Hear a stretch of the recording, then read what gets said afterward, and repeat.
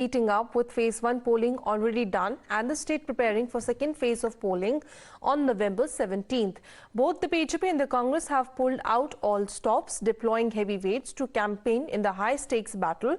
The elections are happening under the cloud of Mahadev app controversy, with allegations that Chief Minister received rupees 508 crores from the app promoters. Now, none other than Prime Minister Modi has led the charge against the Congress and Chief Minister Baghel, saying that the Congress party did not even spare the name of Mahadev.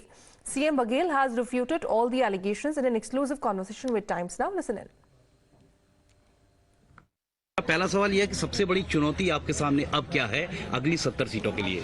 देखिए, सबसे बड़ी चुनौती ये है कि पिछले समय हम 68 सीट जीते थे, फिर 3 सीट और जीते, 71 हो गए, तो 71 को पार करना हमारे लिए चुनौती है। ईडी और सीबीआई चुनौती नहीं?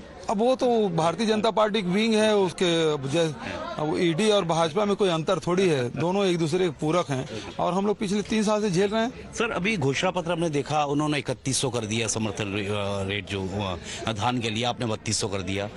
महंगाई की मार आम जनता को झेलनी पड़ेगी, चावल महंगा हो जाएगा, तो ये सब देखिए, ये है कि भारतीय जनता पार्टी के गारंटी पर कोई गारंटी नहीं है, क्योंकि काला धन न देश के अंदर का बाहर आया, न विदेश से काला धन आया। किसी खाते में 15 लाख गए नहीं, 2 लाख लोगों को रोजगार नहीं मिला, किसानों का आय दोगुनी हुई नहीं है ना?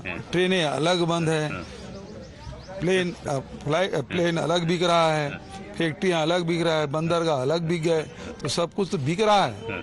तो आज जो अर्थव्यवस्था के सुधारना है तो किसानों को मजबूत करना पड़ेगा और कांग्रेस की गारंटी पर लोगों को भरोसा है। सर, किसान मजबूत की आप बात कर रहे हैं, हम अपना अनुभव बता रहे हैं। छत्तीसगढ़ के फर्स्ट फेज में हम लोगों ने नक्सल इलाके में वोटिंग के दौरान कवरेज किया, तो वहां हमने देखा कि वोटर्स जो थे वो अधिकतर शराब पिए हुए थे। शराबबंदी आपका एक वादा था, वो पूरा नहीं हुआ।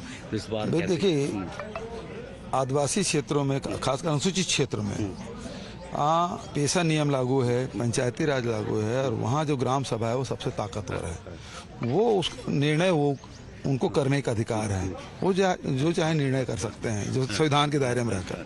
सर, पहले दिन आपने आरोप लगाया कि ईडी और जो सीआरपीएफ के लोग संदिग्ध बॉक्सेस लेके उतरे हैं।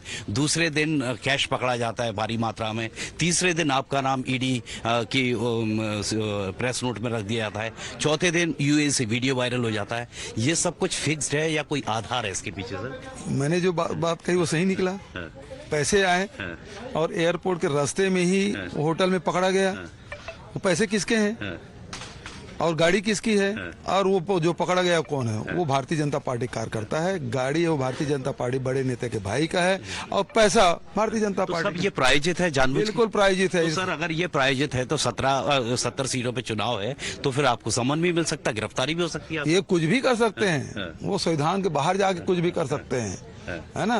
तो इसके लिए कोई चीज मतलब असंभव नहीं है। सर, एक आखिरी सवाल है। मध्य प्रदेश में मामा है, छत्तीसगढ़ में काका हैं। हाँ। दोनों की बच रही है, एक हाथ की जा रही है सरकार। अब मामा की तो मामा जाने, लेकिन काका फिर से वापस आ रहे हैं।